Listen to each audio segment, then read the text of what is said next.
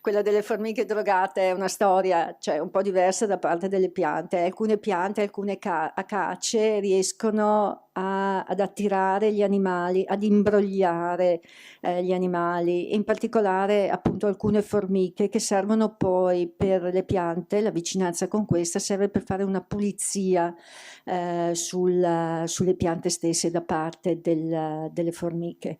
Allora ci sono queste acacie, è stato visto che soprattutto sugli aghi formano una sorta di fori all'interno del quale producono delle sostanze, tra cui anche la caffeina, che una volta assunte da parte delle formiche crea una sorta di dipendenza, nel senso che poi hanno studiato il movimento di allontanamento delle formiche, ad esempio da queste piante, per seguire il gruppo delle altre, e è stato visto che cercano di seguire le altre, ma poi improvvisamente ritornano indietro, ritornano alla base, ritornano a succhiare queste sostanze per loro evidentemente inebrianti, quindi diventano delle tossicodipendenti e la pianta appunto li utilizza per far pulizia. Ecco, mi avvicino perché naturalmente il computer ha pensato bene di aggiornarsi in questo momento, quindi prendo da qui le domande, ma siamo pronti a...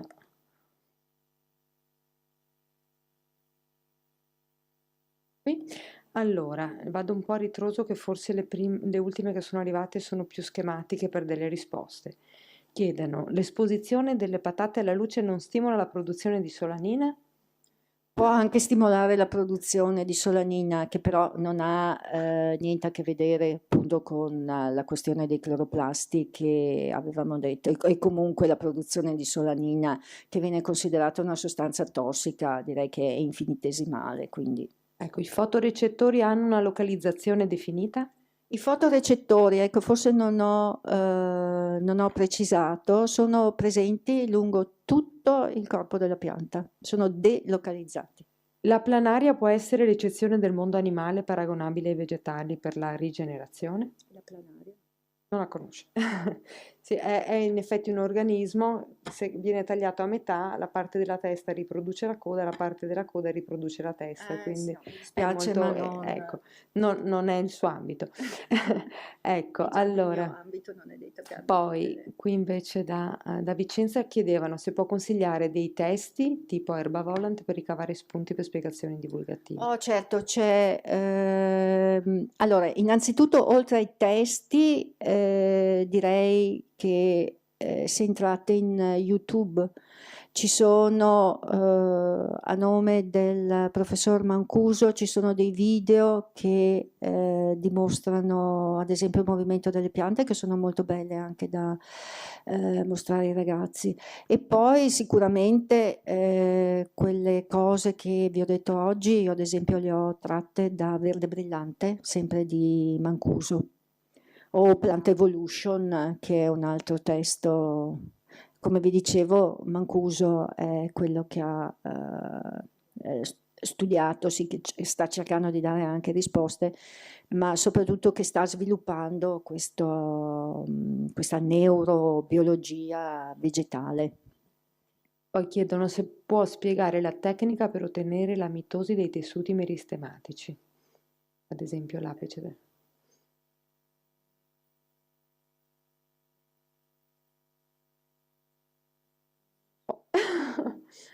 Allora magari chiediamo se possono da Vicenza riformulare meglio la domanda perché messa così non è molto chiara. Perché, boh, no, scusate, ma non ho capito. Allora Perché i andiamo tessuti su. meristematici non vanno mai in riposo. Per definizione i tessuti meristematici continuano a riprodurre cellule nuove, quindi semmai il discorso è diverso e riguarda come le cellule adulte, siccome abbiamo parlato di totipotenza, quindi le cellule adulte differenziate possono ritornare non differenziate, e lì è sotto input ormonali. Ok, allora questi sono da Treviso invece, che sono molto contenti della presentazione. Oh. Allora, una corsista in particolare ritiene che abbia offerto vari spunti per introdurre gli studenti a considerare anche il mondo vegetale, non so, quello mio. Quesito. Le piante in prossimità di due appoggi, ma di natura materiale diversa, sanno scegliere? Bella domanda. Non tanto, mi appello sempre a Mancuso perché ovviamente io queste cose le ho imparato da lui, non tanto forse il materiale diverso, quanto lui è riuscito a fotografare, ad esempio, due viticci, due piante, due germogli che stanno facendo nuttazione, quindi stanno, e in mezzo un supporto. Nel momento in cui uno dei due entra in contatto per primo, l'altro si sposta e ne cerca un altro. Interessante.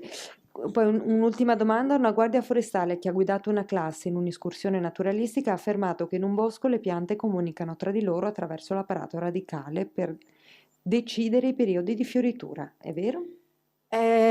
Allora abbiamo detto che sicuramente l'apparato radicale lo possiamo considerare, anche se la pianta non ha il cervello, in qualche modo il cervello, no, è sbagliato anche questo, molto importante per quanto riguarda la comunicazione.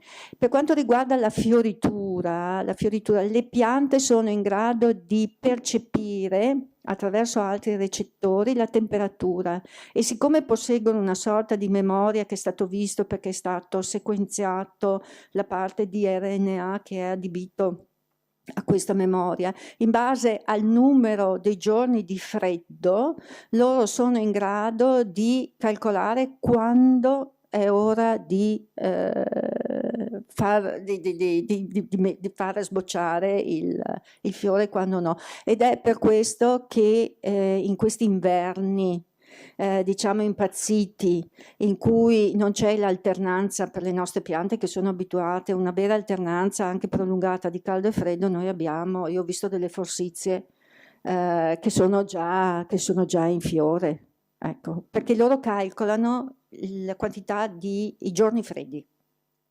Benissimo, non sono giunte altre domande, ho trovato interessantissimo tutto quanto. Inviterei la professoressa Zanetti a venire qui per introdurre il laboratorio. Grazie.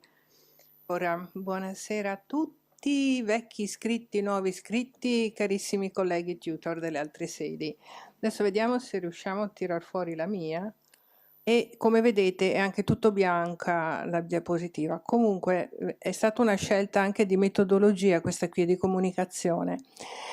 Ho scelto lo sfondo bianco perché l'animazione serviva, perché voglio concentrare la vostra attenzione su quanto è scritto. Ok? Perché sarà una riflessione, questa qui un'analisi su quello che abbiamo scritto per quanto riguarda gli obiettivi e le modalità di conduzione del laboratorio.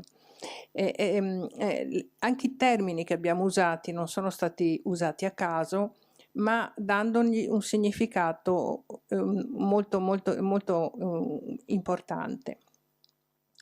Allora, questi obiettivi, comunque le finalità, gli obiettivi, qui si vede malissimo, vabbè. Forse li avete già letti perché sono scritti sia nel sito dell'Istituto Veneto sia nella piattaforma Sofia del MIUR. Loro ci hanno dato logicamente un format da compilare. Vi dico questo perché vedete che io qui ho scritto finalità tra parentesi obiettivi, perché loro li chiamano obiettivi, io che sono rognosa non mi andava, le chiamo finalità. Allora per essere corretta le ho messe entrambe.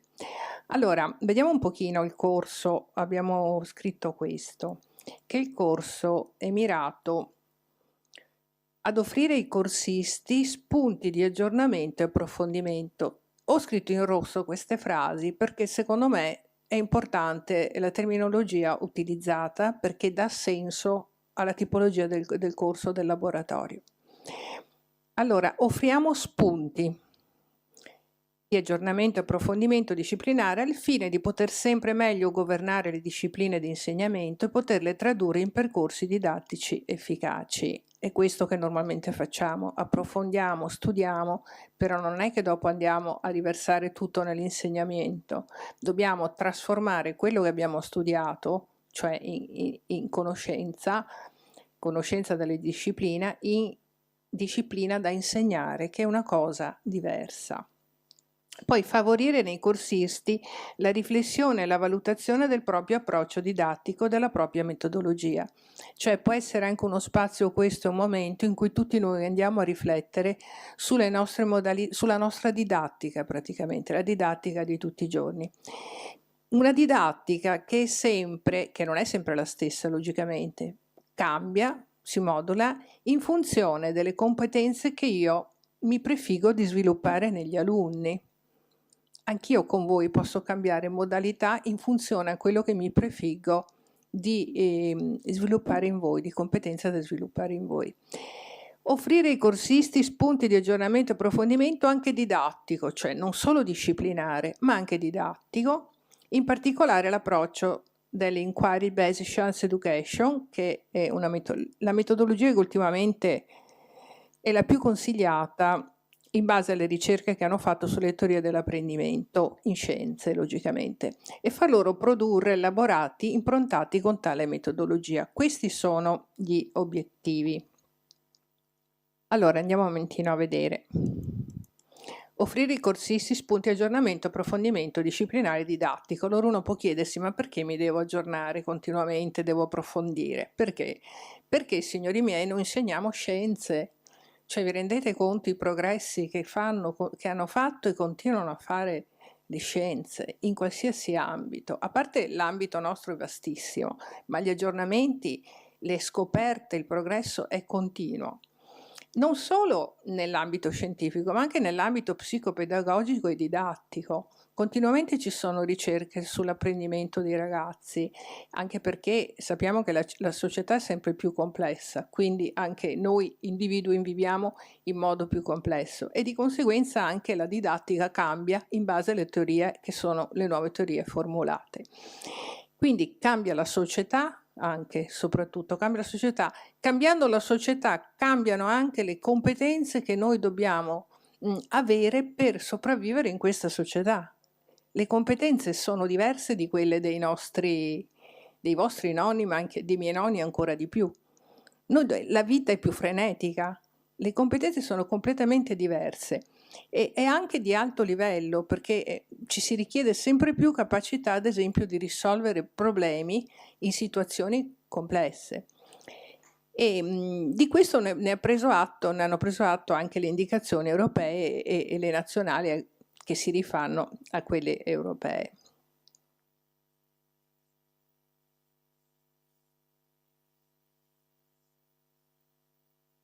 Poi offrire Scusate, non so se ero giusta. Eccola qua.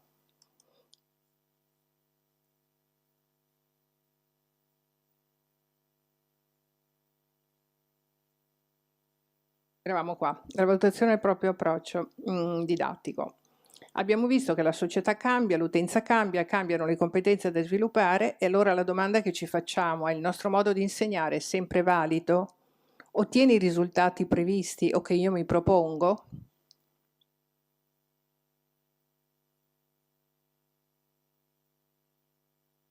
Provo, scusate, con questa.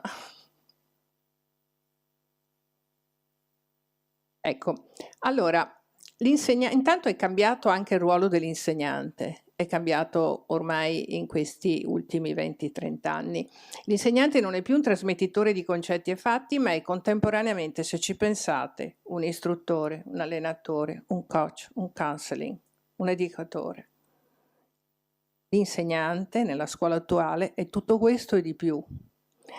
E il suo lavoro poi può cambiare di giorno in giorno, perché deve essere in grado di gestire velocemente le nuove situazioni man mano che si presentano. Io rifletto spesso su questa capacità, su questa qualità dell'insegnante. Quante volte vi è capitato di arrivare la mattina a scuola pensando: ho tutto pronto alla lezione, ho il materiale, le fotocopie, tutto quanto, adesso vado in classe e inizio. Si va in classe, imprevisto, salta tutto e voi dovete lì, al momento, rimprovvisare tutto quanto, ricreare e offrire un'occasione diversa, un'attività diversa. Cioè l'insegnante è in grado veramente di gestire gli imprevisti e qui ci vuole molta elasticità e molta anche esperienza effettivamente, però è veramente una competenza questo qui di alto livello. E per poter far questo deve infatti sicuramente possedere conoscenze ed esperienze, non solo, deve possedere competenze di alto livello, ma soprattutto l'insegnante è un ricercatore, è un creativo. Perché un ricercatore? Perché non si accontenta, se qualcosa non va, se vede che i ragazzi non apprendono in quel modo, va in giro, si informa, siete qua, è un creativo perché inventa situazioni, ambienti per la propria classe, perché le classi non sono tutte uguali. Mi ricordo che l'ultimo anno del mio insegnamento avevo 3 prime e uno dice che bello, fai le stesse cose in tutte e 3. No, perché le classi sono persone praticamente, sono diverse, quindi devi creare, adattare per le varie utenze. Quindi gli insegnanti, sono andata avanti qui, sono dei, per me, professionisti e noi ce lo dimentichiamo questo.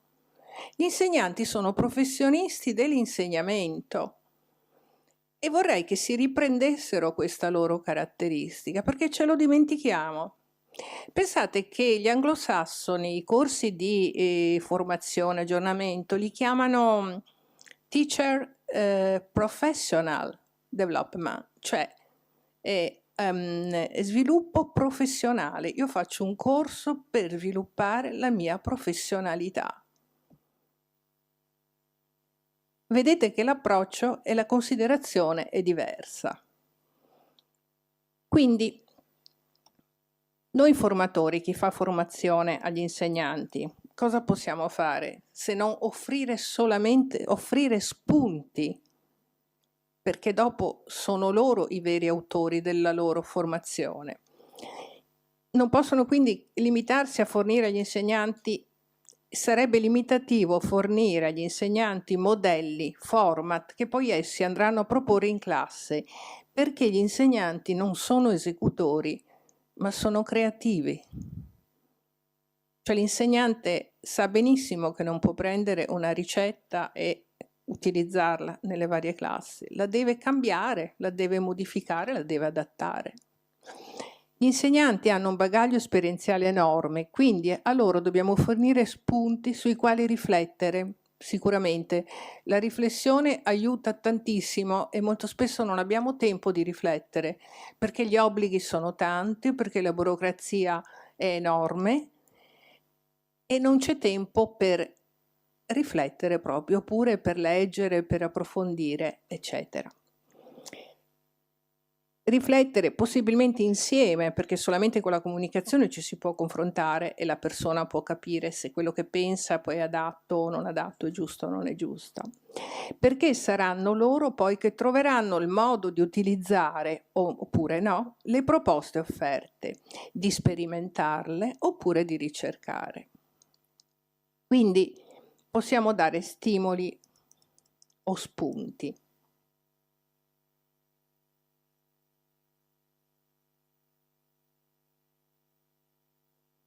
Sto perdendo.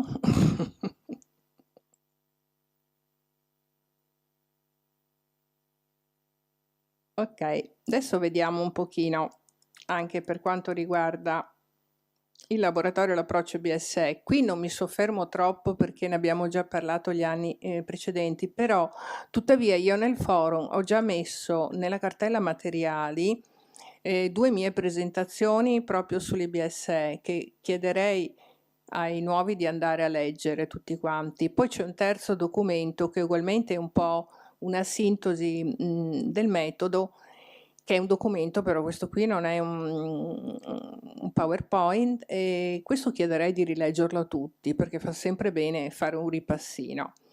Allora, secondo le ultime ricerche, appunto le ultime teorie dell'apprendimento, lo studente non è più visto come una volta come un vaso da riempire, ma semmai come un fuoco da attivare, cioè vuol dire che c'è già dentro, noi dobbiamo attivarlo, e che si autoalimenta se si trova in un ambiente adatto. Ora, questa metafora, non so, non mi ricordo se l'ho fatta io o se l'ho presa. Probabilmente l'ho fatta io perché avrei messo la citazione così, ma allora se l'ho fatta io mi piace. Allora, questo fatto che si autoalimenta se si trova in un ambiente adatto, è proprio quello che fa l'IBSE. Questa metodologia crea proprio un ambiente dove l'alunno può sviluppare le proprie potenzialità ed apprendere autonomamente. Chiaramente l'alunno non è che può sempre apprendere autonomamente, qualche volta logicamente ci vuole anche la lezione tradizionale. Poi un'altra cosa che voglio dire, in questi laboratori non verrà proposto il metodo nella sua interezza, perché un metodo è una cosa molto complessa e 4-5 incontri non bastano per apprenderlo. Però magari cercheremo di farvi allenare, ecco il coach, farvi allenare su alcune strategie che il metodo utilizza. È un metodo di problem solving soprattutto, e quindi concentreremo la nostra attenzione e analisi soprattutto sull'aspetto appunto della parte problematica. Ora, oltre agli obiettivi ci chiedevano la mappatura delle competenze attese. Adesso, per spiegarvi come è articolato il laboratorio, io parto dalle mappature delle competenze attese, che sarebbero quello che voi dovreste saper fare alla fine del corso. Perché partire da questo? È quello che si dovrebbe fare anche con i ragazzi, no? Cosa mi aspetto che alla fine di questo percorso didattico i ragazzi sappiano fare? Me lo pongo come obiettivo, dopodiché costruisco il percorso didattico che secondo me sarà in grado di sviluppare quelle competenze che voglio sviluppare nei ragazzi. Allora, vediamo un po'. I corsisti individueranno i concetti portanti della botanica che sono funzionali, state attenti, concetti portanti, cioè non tutti logicamente, quelli che secondo noi sono importanti per la formazione delle loro competenze scientifiche. E anche le tematiche non saranno tutte da trattare chiaramente, ma solo quelle che le troviamo appunto sempre funzionali per arrivare ai traguardi finali che ci richiedono le indicazioni ministeriali, no? Non possiamo insegnare tutto, abbiamo visto che il campo delle scienze è enorme. Loro ci indicano dei traguardi da raggiungere, quindi noi dobbiamo subito fare delle scelte iniziali su tematiche e concetti, perché la programmazione è una fase delicatissima per l'insegnante. Noi dobbiamo individuare tematiche, all'interno di queste tematiche quali concetti, cioè quelli che ci permettono, funzionale all'apprendimento di quello che c'è in seguito. Faccio un esempio stupido. Quando mi mettevo a trattare le soluzioni, i mescugli, le soluzioni sono importanti perché le soluzioni poi le troviamo anche negli esseri viventi, no? Nelle piante, negli animali, quindi magari dedicavo più tempo a quelle che ad altri argomenti. E poi mi servivano anche le tecniche di separazione. Prima tu parlavi della cromatografia di quella soluzione che è una soluzione la clorofilla, quella che estrae dalle foglie, hai visto? Per quello gli fai fare la cromatografia, perché loro si rendono conto che ci sono vari componenti. Quindi mi concentravo già su argomenti o concetti che sapevo in seguito mi sarebbero stati utili o sarebbero stati utili ai ragazzi per comprendere altri concetti.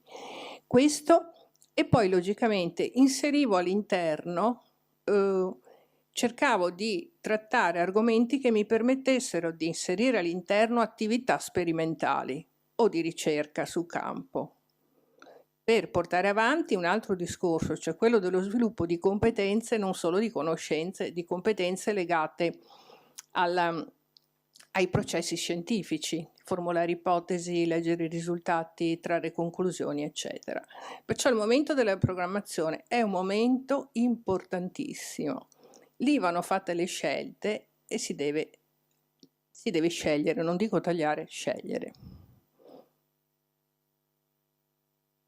Poi cosa vi si chiede? Sarete in grado di trasformare attività di laboratorio o le uscite in campo, però quali? Quelle strutturate secondo l'approccio deduttivo o informativo o direttivo, in attività invece basate sul metodo BSE, cioè con approccio induttivo di indagine o problematico. Cioè io vi proporrò, anche oggi, un'attività che normalmente è scritta nei libri di testo. Non voglio criticare i libri di testo, ne ho scritti tanti, hanno dei loro limiti e quindi sono fatti così.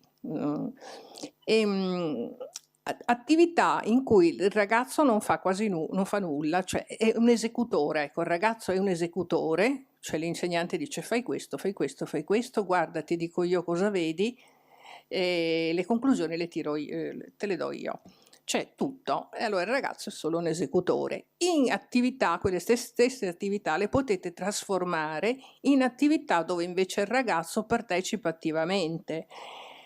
In non tutte può fare tutto quanto, però magari in alcune può osservare e fare delle ipotesi, in altre può invece fare lui la piccola esperimento, esercitazione, formulare ipotesi, può raccogliere risultati, può trarre le conclusioni. Cioè trasformare queste attività che normalmente vengono fatte in modo così dimostrativo in attività invece proprio di scoperta, di indagine problematiche. E poi avrete una verifica finale, che è la produzione di un elaborato, un processo didattico, un'attività di indagine attinenti ai temi affrontati durante il corso utilizzando le strategie del metodo IBSE. Per questo elaborato, quelli che l'hanno già fatto sanno che noi vi diamo una traccia. Abbiamo una traccia per la stesura del progetto. Io ve lo metterò da domani nel forum come materiale e magari lo darò anche ai tutor perché lo diano nelle altre sedi e comunque lo vedremo, ve lo stamperete e ne parleremo anche.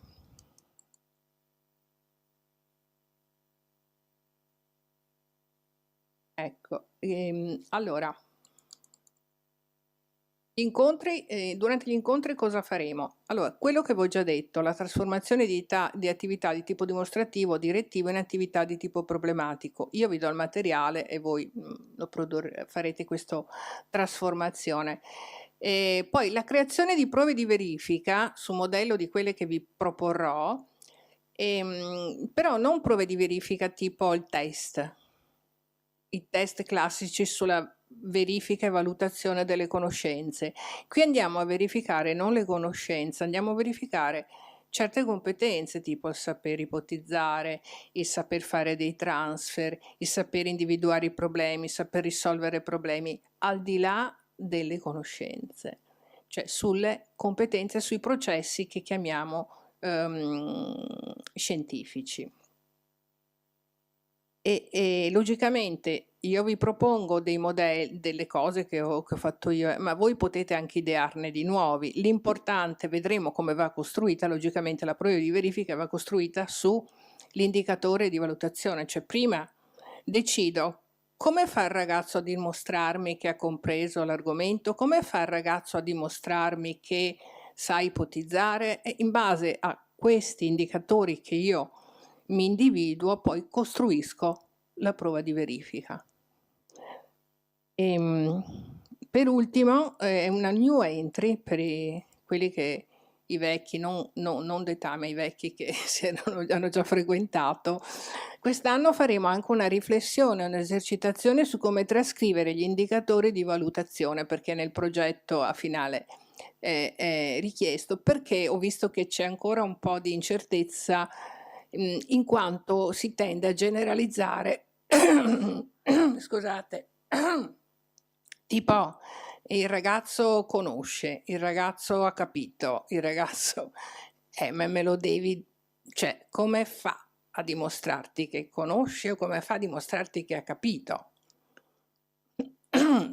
Semplicemente elencando dei fatti o descrivendo delle situazioni, cioè te lo può fare in molti modi. Allora l'indicatore di valutazione va scritto in modo molto molto preciso e non ambiguo. In questo modo io so che se deve descrivere la prova di verifica sarà su, gli chiedo una descrizione. Non serve. Va bene, comunque lo faremo quando andremo a riflettere su questi, sugli indicatori di valutazione. Vi dico adesso l'esercitazione di oggi. Un'altra cosa, siccome non riusciremo a terminare, però adesso quest'anno vorrei che voi postaste nel forum almeno uno di quello che viene fuori questa sera, cioè almeno un lavoro di quello che viene fuori ogni volta. Perché? Non preoccupatevi anche se è fatto in modo grezzo, non importa. Perché io adesso in ogni classe il tutor controllerà, però io andrò a vedere tutti quanti i lavori di tutte le classi, tutte le città, le province, perché la prossima volta vi do un report di quello che è stato prodotto, magari do dei consigli se qualcosa non andava, in modo da costruire anche un archivio di tutti questi lavori, li otteniamo nel forum, che potranno essere utilizzati da voi se volete un domani anche nelle vostre classi, cioè non solo i vostri qui della classe, ma un archivio con i lavori di Venezia, Treviso, Vicenza, Verona e Padova. Ecco, facciamo lì, controllato da me, e quindi che può essere utile scambiarsi queste idee, no? Se ci sono. Allora, oggi vi ho fatto le fotocopie.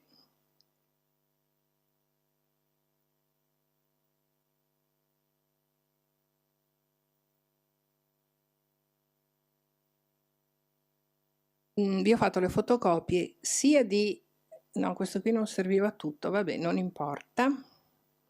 Qui mi interessa la pagina, non questa. Sembra vecchio questo, però ne ho presi anche da nuovi, da libri nuovi, però non cambiava nulla. In questo almeno l'esercitazione è l'osservazione tipica che si fa sempre delle cellule dell'epitelio della cipolla e dell'epitelio della guancia, no? È tipica, si fa sempre quella lì. Normalmente si fa è un'osservazione al microscopio. Chi non ha il microscopio non importa, si prende delle immagini da internet, io le ho anche già prese e scaricate e casomai le metterò come materiale. Quello che mi interessa è che voi cambiate non la parte dove si spiega come si prepara il vetrino, basta scrivere il ragazzo ha preparato il vetrino, fine, ok? Oppure ha visto le immagini, dopo sulle immagini vedremo, ma piuttosto questa parte qui in cui, vediamo, da annotare, cioè quello che osserva lo dice l'insegnante, è già scritto, seconda fase da osservare tutto, ecco, qui gli spiegano tutto, gli scrivono qual è la differenza, eccetera. In questa esercitazione, in questa osservazione non è che si vede molto, almeno non so se l'avete fatto, io ho fatto, vedono solamente la forma diversa, vedono il nucleo un po' schiacciato contro la parete delle cellule della cipolla e un po' più grosso quello lì della guancia, insomma, ecco. In questa osservazione poco si va a vedere, si vede solamente, ripeto, la forma. Però già il fatto che il nucleo nella cellula della cipolla è un po' schiacciato contro il limite, no? Contro la parete, può creare delle curiosità, no? Questa è una differenza, ad esempio, tra le due. Perché? Perché nella prima osservazione non si vede il vacuolo in realtà che c'è dentro che schiaccia questo nucleo contro la parete. E quindi si può fare un'altra indagine facendo vedere con una plasmolisi che in realtà questo interno si riduce e si può far notare e spiegare ai ragazzi che c'è quest'altra struttura che è il vacuolo. Comunque adesso vi ho messo tutto quanto nelle linee guida, avete la fotocopia.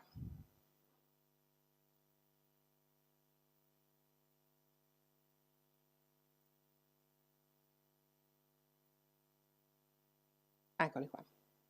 Allora, vi ho scritto osservazione microscopica delle cellule. Da osservare, allora i ragazzi dovrebbero osservare somiglianze e differenze dei due tipi di cellule.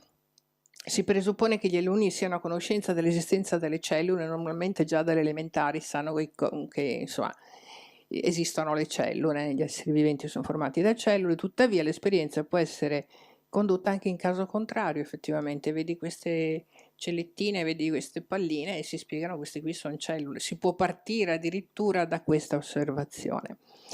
Allora, ai ragazzi vanno fornite indicazioni, come avevo detto, su come procedere per preparare i vetrini e utilizzare il microscopio. All'inizio sarebbe opportuno far osservare le cellule senza colorazione, soprattutto quelle della cipolla.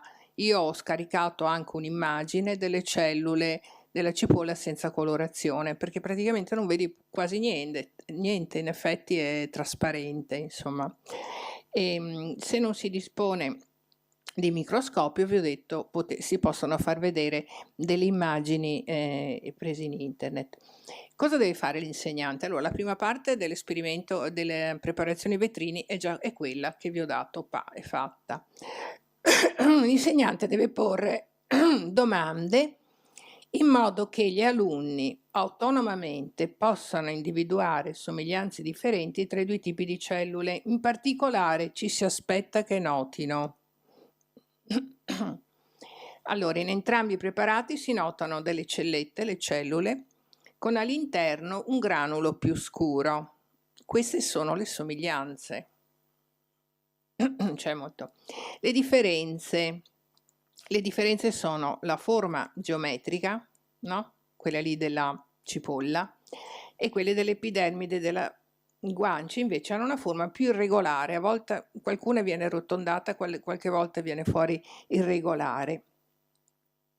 E il nucleo della cellula animale è più grosso. Se si osserva al microscopio questo, si vede la differenza della grandezza dei nuclei. Nelle immagini ho visto che è difficile perché chiaramente fanno a un ingrandimento, dovremmo avere lo stesso ingrandimento, perciò questo potrebbero non notarlo. Però si vede benissimo che uno è posto nella zona centrale, quella della guancia, delle cellule della guancia, invece quella della cipolla è veramente contro, a ridosso della periferia. In una seconda fase però si possono, quando appunto arrivate con le domande, il ragazzo si rende conto che hanno questa forma diversa, ci si può anche chiedere perché c'è questa forma geometrica delle cellule della cipolla. Il ragazzo cosa potrebbe rispondere? È geometrica magari perché ha una corazza, è più rigida. Cioè, potete portarli pian piano, avete capito? A fargli capire che c'è questa parete che è rigida. Ok?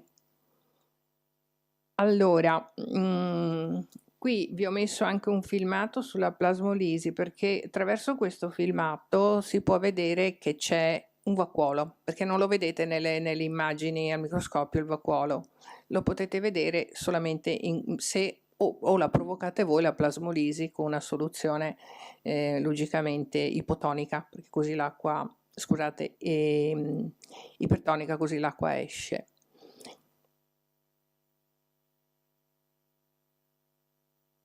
Ecco, i ragazzi dovrebbero essere condotti a ipotizzare autonomamente che la forma delle cellule vegetali è geometrica perché probabilmente possiede una corazza, che il nucleo della cellula di cipolla la si osserva aderente alla membrana perché compresso dal vacuolo.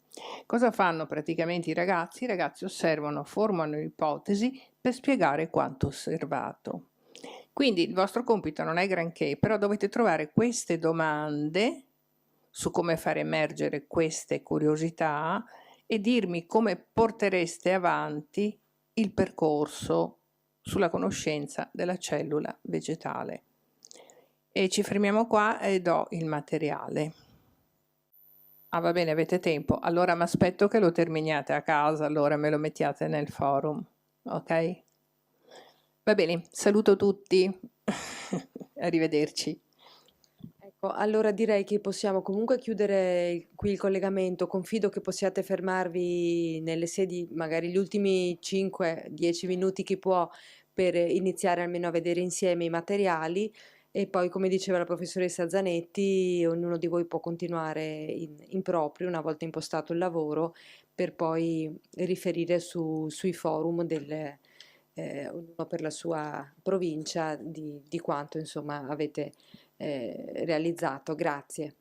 Scusate, sono ancora io perché ho dimenticato di dare un'indicazione.